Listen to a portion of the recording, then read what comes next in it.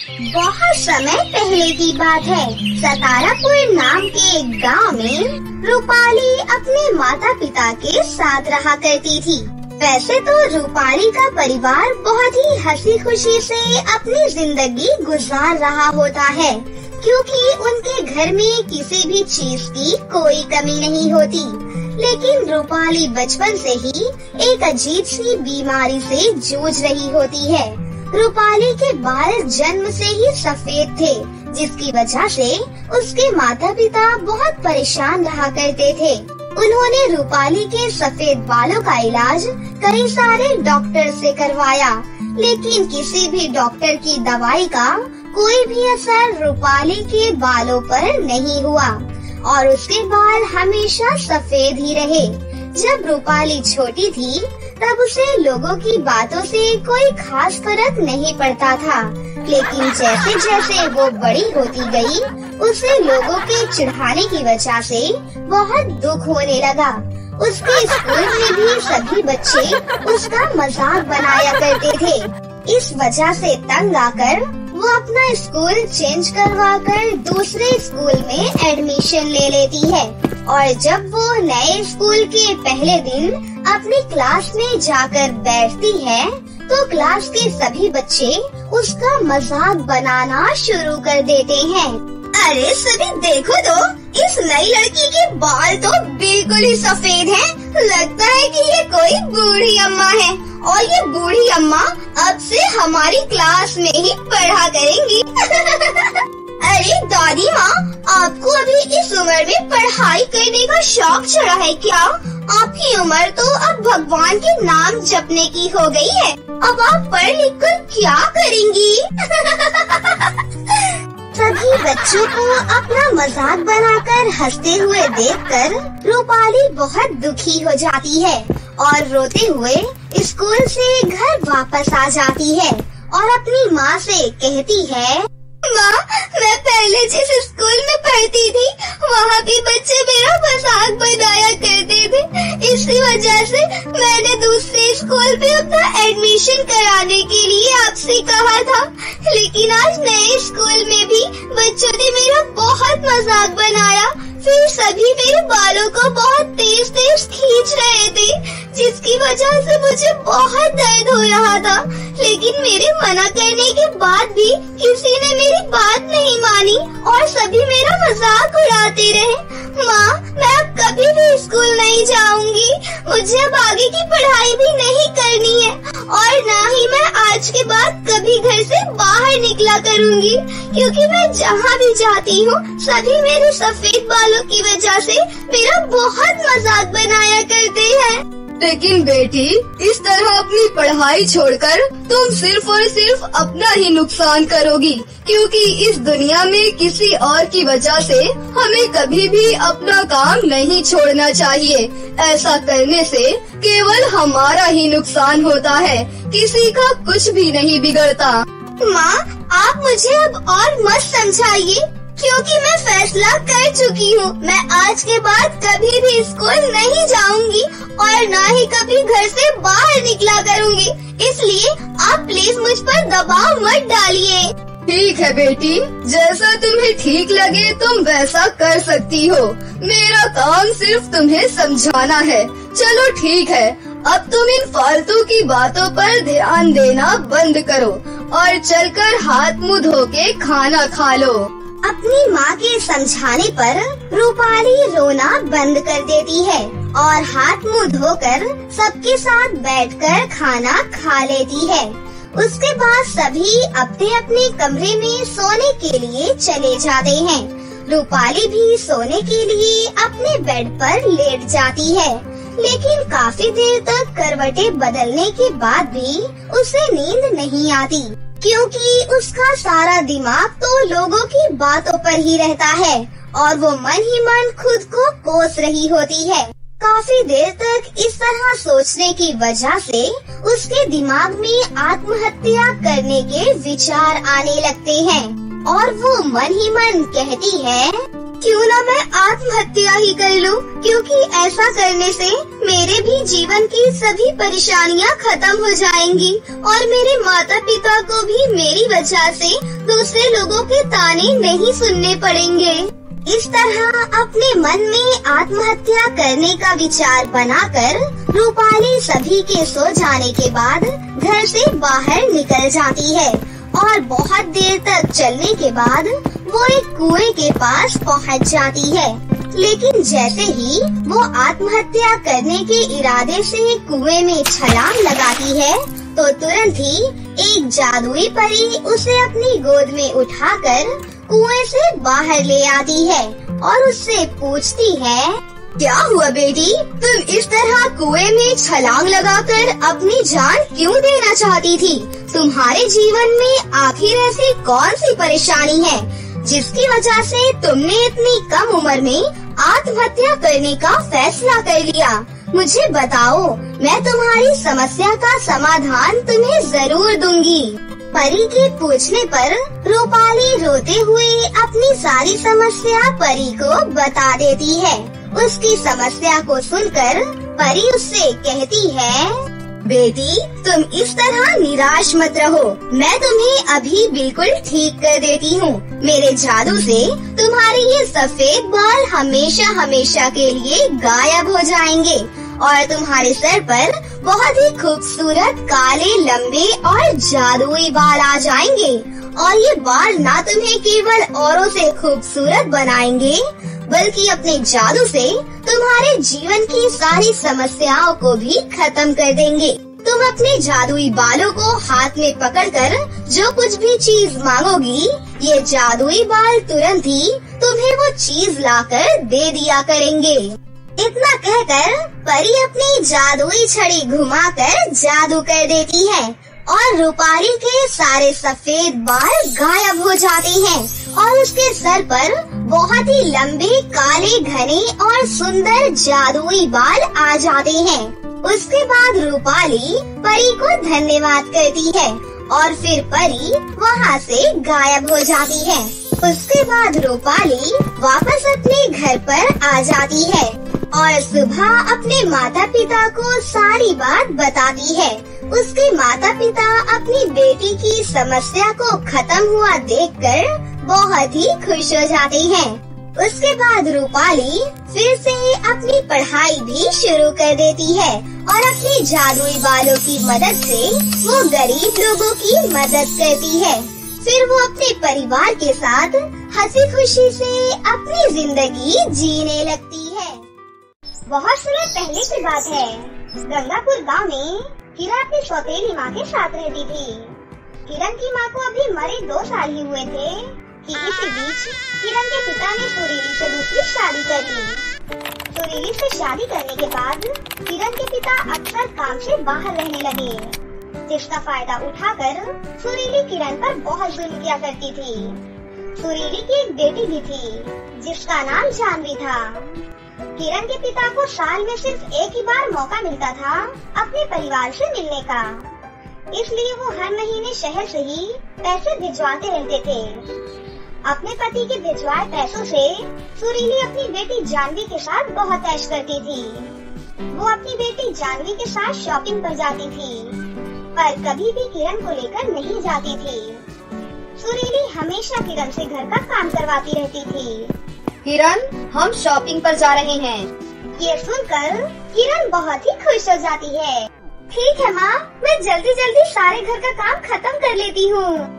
किसने कहा कि तू भी जा रही है? तू अपना आराम से काम खत्म करना। मैं और जानवी जा रहे हैं, शाम तक आ जाएंगे। मैं और जानवी होटल में खाना खा कर ही आएंगे। फ्रिज में खाना पड़ा हुआ है, वो गरम करके खा लेना तू। इतना कहकर सुरीली जानवी को लेकर शॉपिंग पर चली जाती है। किरण चुपचाप अपने घर का सारा काम खत्म करके बासी खाना गरम करके खा लेती है। ऐसे ही किरण अपने रोजमर्रा की जिंदगी गुजार रही थी कि एक दिन किचन में खाना बनाते समय किरण से गलती से फर्श पर तेल गिर जाता है। तभी किरण बोलती है, अरे नहीं, इतना सारा तेल गिर गया। पहले रोटियां बना लेती हूँ, उसके बाद फर्श साफ कर दूंगी। किरण रोटियां बना ही रही थी कि इतने में उसे जानवी के चिल्लाने की आवाज आती है। मेरी यहाँ भूख से जान निकल रही है, मेरे लिए जल्दी से खाना लेकर आओ। बस अभी लेकर आई। इसके बाद किरण जानवी के लिए फटाफट गर्मा गर्म खाना लेकर जाती है और जानवी घपाघप खाना खाने लगती है। पर किरण फर्श साफ करना भूल जाती है कि तभी सुरीली का पैर फर्श पर पड़े तेल पर फिसल जाता है और सुरीली जोर से जमीन पर गिर पड़ती है। हाय दैया, मर गई, मेरी कमर टूट गई। इस कलमुनी ने फर्श पर तेल फेंक रखा था। सुरीली की आवाज सुनकर जानवी और किरण फौरन वहाँ भागते हुए पहुँचती हैं। हाय राम, जल्दबाजी में मैं तो फर्श पर गिरा तेल साफ करना ही भूल गई। तभी सुरीली उठ खड़ी हुई और गुस्से से लाल पीली होकर किरण से बोली, क्यों रे, तूने मुझे मारने का प्लान बनाया था क्या? सुरीली इतना बोलकर किरण को बहुत मारती है और बोलती है, मुझे लगता है आज के लिए इतना काफी है। जानवी बेटा, तैयार हो जाओ, हम पहले डॉक्टर के पास जाकर मेरी कमर की दवा लेंगे। उसके बाद मैं तुम्हें एक नई फ्रॉक दिलाकर लाऊंगी। और तू कलमुही, घर का सारा काम हो जाना चाहिए और जल्दी से फर्श भी साफ कर दे। इतना बोलकर सुरीली किरण के साथ फिर से शॉपिंग करने निकल जाती है। वहीं दूसरी तरफ किरण अपने कमरे में बैठकर बहुत रोती है। थोड़ी देर बाद सुरीली और जानवी भी वापस घर पर आ जाती हैं। घर पर आते ही जानवी किरण से कहती है, ये देख किरण, माँ ने आज मुझे कितना सुंदर फ्रॉक दिलाया है ना? जानवी के पास नए नए कपड़े देखकर किरण का मन अंदर से दुखी हो जाता था, क्योंकि किरण को केवल त्योहार पर ही नए कपड़े मिलते थे। किरण अपने कमरे में अपनी माँ की तस्वीर के सामने जाकर कहती है, माँ, जब से तुम गई हो पिताजी के पास तो समय ही नहीं है मेरा हाल पूछने के लिए। मेरा भी बहुत मन करता है नई फ्रॉक पहनने का।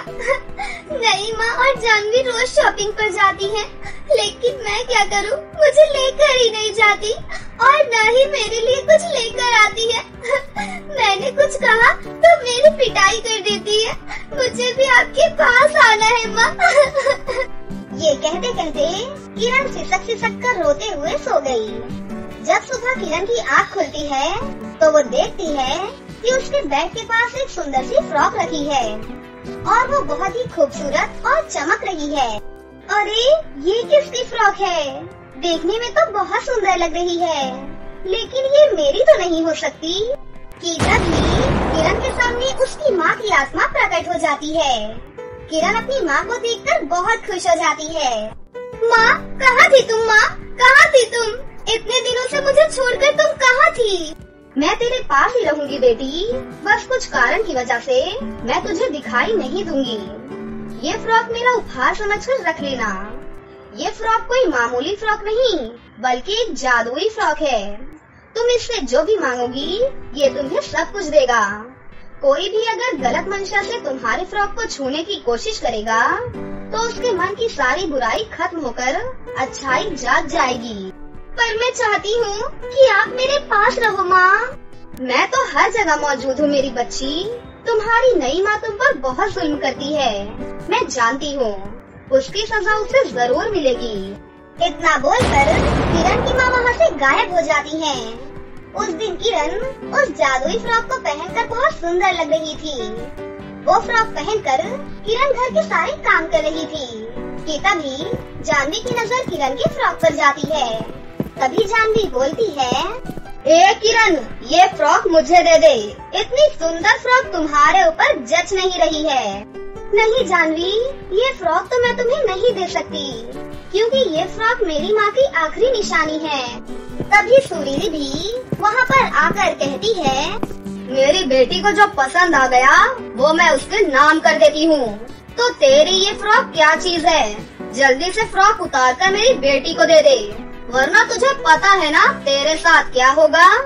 किरण डर जाती है, लेकिन फिर भी वो अपना आत्मविश्वास नहीं खोती है और बोलती है, नहीं माँ, बस आपसे एक ही विनती है, बस आप ये फ्रॉक मत लो मुझसे माँ।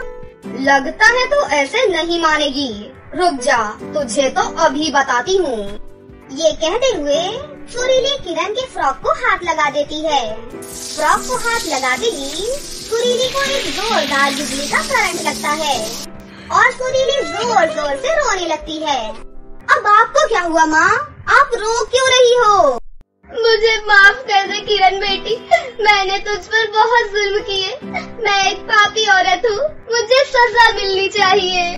तभी किरण समझ जाती है कि ये जादुई फ्रॉक का ही जादू है, लेकिन जानवी को कुछ भी समझ में नहीं आ रहा था। माँ, आप ये क्या कर रही हो? आप समझी? किरण, तूने ही कोई काला जादू किया है ना मेरी माँ के ऊपर? बोल, क्या किया है तूने मेरी माँ पर? नहीं जानवी, मैंने कुछ नहीं किया। तभी जानवी भी किरण के जादुई फ्रॉक को हाथ लगा देती है और उसे भी एक जोरदार करंट लगता है और वो भी जोर जोर से रोने लगती है और वो रोते रोते बोलती है, मुझे माफ कर दो दीदी, मैंने कभी भी आपको बहन नहीं समझा, लेकिन आज के बाद मैं हमेशा आपसे मिलकर रहूंगी। मैं बहुत पापी इंसान हूँ। इतने में किरण के पिता राजेश घर पर वापस आ जाते हैं और वो जानवी और सुरीली को देखकर बहुत हैरान हो जाते हैं। तभी वो किरण से कहते हैं, मैं तो अपने परिवार को खुश रखने के लिए पूरे साल बाहर रहता हूँ और मुझे ये चिंता सताती रहती थी कि कहीं ये दोनों माँ बेटी मिलकर तुम्हारी आंखों में आंसू ना ला दे। लेकिन यहाँ तो उल्टा ही चल रहा है बेटी, तुमने ही इन्हें रुला दिया। मुझे लगता है कि अब सब कुछ ठीक हो चुका है पिताजी। अब आप कभी भी मुझे छोड़कर मत जाना। हाँ बिटिया, मैं अब से यहीं रहकर काम करूँगा। फ्रॉक को छूते ही जानवी और सुरीली को उनकी गलतियों का एहसास हो गया था।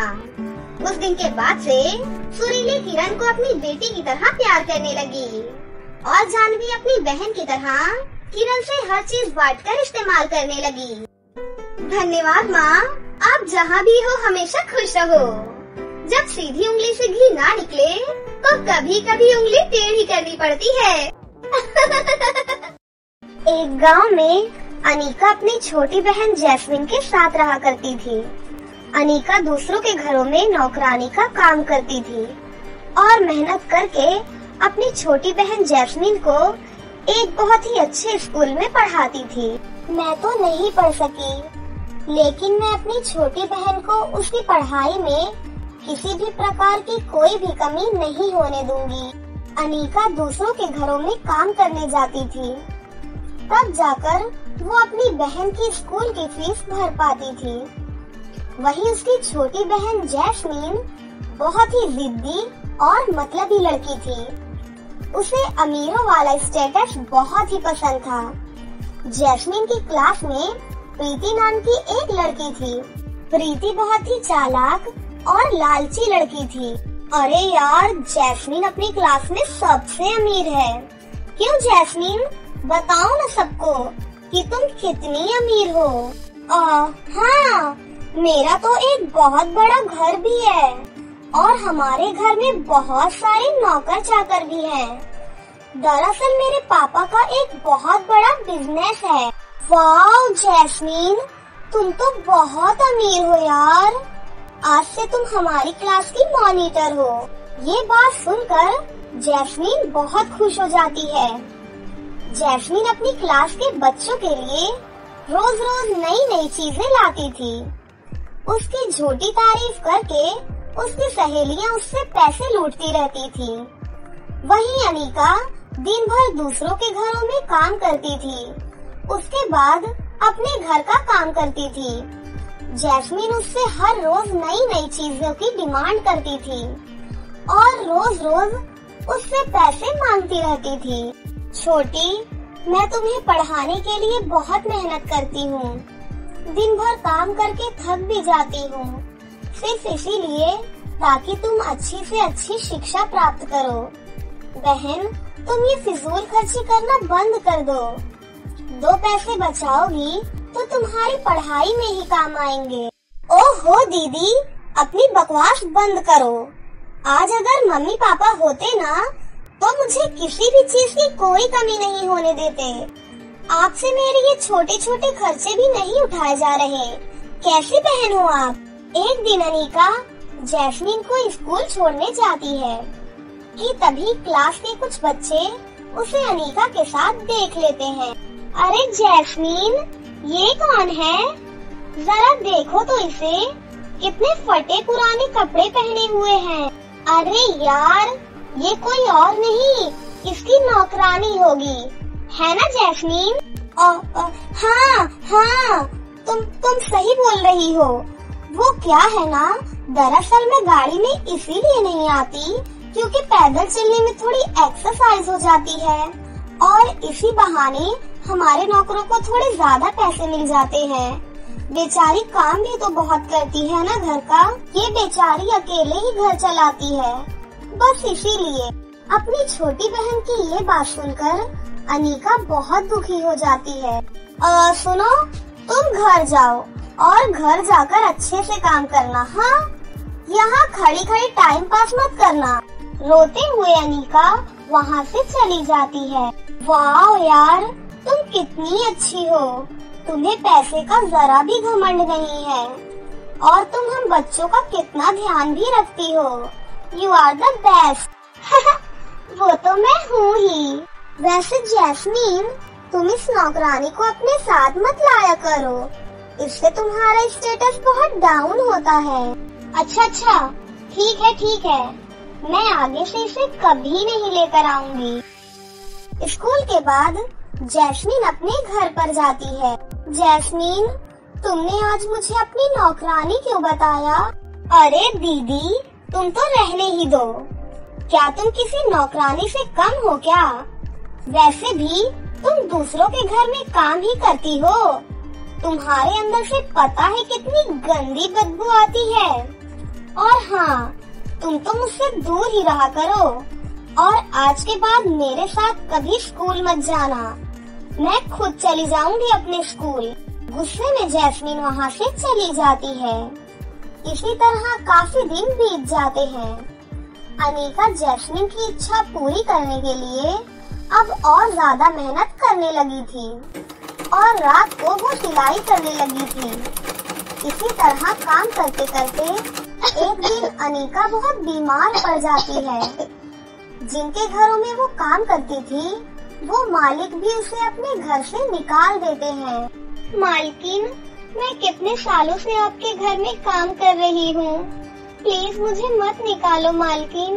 अरे पता नहीं तुम्हें क्या बीमारी है, यदि हमारे घर में ये बीमारी फैल गई तो बहुत बुरा हो जाएगा। जब तक तुम ठीक नहीं हो जाती तब तक हमारे घर में आने की कोई जरूरत नहीं है। रोते रोते अनीका वहाँ से चली जाती है। हे भगवान, अब मैं अपनी बहन की स्कूल की फीस कैसे भरूंगी? मेरे सभी मालिक ने मुझे काम से निकाल दिया, कहाँ से लाऊंगी पैसा? अनीका घर पहुंचकर सिलाई करने लग जाती है। एक दिन स्कूल में एनुअल फंक्शन की अनाउंसमेंट होती है। सुनो बच्चों, कुछ दिनों बाद हमारे स्कूल में एक एनुअल फंक्शन है। एनुअल फंक्शन में पार्टिसिपेट करने के लिए आप सभी बच्चों को अच्छे अच्छे लहंगे पहनकर आने होंगे। अरे तुम्हें पता है, सबसे अच्छा और सबसे महंगा लहंगा सिर्फ जैस्मीन का ही होगा। वो तो बहुत पैसे वाली है यार। और हाँ, उसका लहंगा कोई ऐसा वैसा नहीं, बल्कि 2.5 लाख रुपए का होगा। सबसे सुंदर तो हमारी जैस्मीन ही लगेगी। हाँ, तुम सही बोल रही हो, मेरा लहंगा सबसे सुंदर और सबसे महंगा होगा। अरे यार, इन लोगों को क्या पता कि मैं कितने गरीब घर से हूँ। 2.5 लाख रुपए तो बहुत दूर, मेरे पास तो 2,500 रुपए भी नहीं है। गुस्से में जैस्मीन अपने घर पहुँचती है। जैस्मीन देखती है कि उसकी बहन बहुत ही ज्यादा बीमार थी। सुनो दीदी, मुझे एक लहंगा और ब्रांडेड लहंगा चाहिए, जल्दी से मुझे पैसे निकाल कर दो। बहन, मैं तेरे लिए लहंगा खुद सिल दूंगी, लेकिन पैसे मत मांग, मेरे पास कोई पैसा नहीं है तुझे देने के लिए। अगर पैसे नहीं है तो इस घर से बाहर निकल जा, तुझे यहाँ रहने का भी कोई हक नहीं है।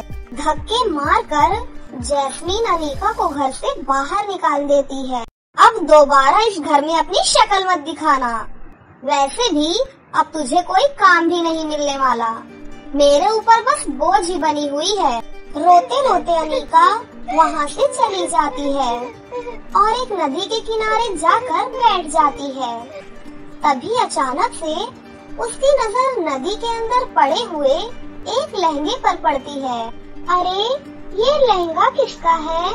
तभी नदी के अंदर से एक आवाज आती है, क्या तुम इस लहंगे को देख सकती हो?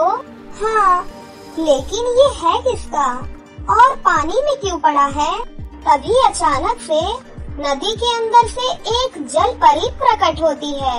ये कोई आम लहंगा नहीं है, ये जादुई लहंगा है। बरसों से इस नदी में ही पड़ा है, लेकिन कोई भी इसे नहीं देख सकता। जो सच्चे और नेक दिल का होता है बस वही इसे देख सकता है। ये लहंगा आज तुम्हें दिखाई दिया है, अब से ये लहंगा सिर्फ तुम्हारा है। बहन, तुम इससे जो भी मांगोगी वो तुम्हें मिल जाएगा। अनीका जल्दी से उस लहंगे को पहन लेती है। लहंगा पहनते ही अनीका पूरी तरह से ठीक हो जाती है और उस लहंगे से अपने लिए एक छोटा सा घर मांगती है और उस घर के अंदर खुशी खुशी अकेले रहने लगती है। वहीं दूसरी तरफ प्रीति को जैस्मिन की असलियत पता चल जाती है। अरे ये तो पूरी तरह फटीचर है, ये हमें इतने दिन से उल्लू बना रही थी। मैं जल्दी से अपनी सहेलियों के पास जाती हूँ और इस जैस्मिन की असलियत उन्हें बताती हूँ। प्रीति भागी भागी स्कूल जाती है। अरे देखो, फटीचर आ गई, फटीचर फटीचर फटीचर। अरे गाइस, तुम ये फटीचर किसे बोल रहे हो? अरे हम तुझे बोल रहे हैं। वो लड़की जो उस दिन तुम्हें छोड़ने आई थी वो कोई और नहीं बल्कि इसकी बड़ी बहन थी गाइस। अरे तेरे पास कोई पैसा वैसा नहीं है, तू हम लोगों को इतने दिन से पागल बना रही थी। हाय राम, देखो कैसी लड़की है। इसकी बहन ने इसके लिए इतना कुछ किया और उसे ही अपनी नौकरानी बता रही थी। छी, कितनी गंदी लड़की हो तुम। हम तुमसे अब कोई दोस्ती नहीं रखना चाहते हैं। अब क्लास में कोई भी बच्चा जैस्मिन से बात नहीं करता था। जैस्मिन अब पूरी तरह अकेली हो चुकी थी। धीरे धीरे उसके सारे पैसे भी खत्म हो चुके थे और घर का सारा राशन भी खत्म हो चुका था। मैं प्रीति के पास जाती हूँ, शायद वो मुझे खाने के लिए कुछ दे दे। जैस्मिन प्रीति के पास जाती है। क्या करने आई है यहाँ? मैंने तेरी कितनी मदद की थी, प्लीज मुझे थोड़ा सा खाना दे दे, मुझे बहुत तेज भूख लगी है। चुपचाप यहाँ से चली जा, झूठी कहीं की। मैं तुझे एक फूटी कौड़ी नहीं देने वाली। प्रीति जैस्मिन को धक्के मारकर घर से बाहर निकाल देती है। जैस्मिन एक जोरदार थप्पड़ प्रीति को मारकर वहाँ से भाग जाती है। रुक फटीचर, तुझे तो मैं अभी बताती हूँ। जैस्मिन भागते भागते एक जंगल में जाकर छुप जाती है। मैंने इन सब के लिए अपनी बहन को इतना भला बुरा कहा, उसे अपने घर से भी बाहर निकाल दिया। हे भगवान, मुझे अपनी बहन से वापस मिलवा दो। इसी तरह चलते चलते जैस्मिन एक घर के बाहर पहुंच जाती है। कोई है? दरवाजा खोलो, मुझे बहुत तेज भूख लगी है, थोड़ा खाने को दे दो। जैस्मिन की आवाज सुनकर अनीका घर के अंदर से बाहर आती है और अपनी बहन को पहचान लेती है। मुझे माफ कर दो दीदी, मैंने आपके साथ बहुत बुरा किया। I am so sorry. Anika अपनी छोटी बहन को माफ कर देती है और उसे प्यार से अपने घर के अंदर लेकर जाती है। उसके बाद दोनों बहनें एक साथ हंसी खुशी अपनी जिंदगी जीने लगती हैं।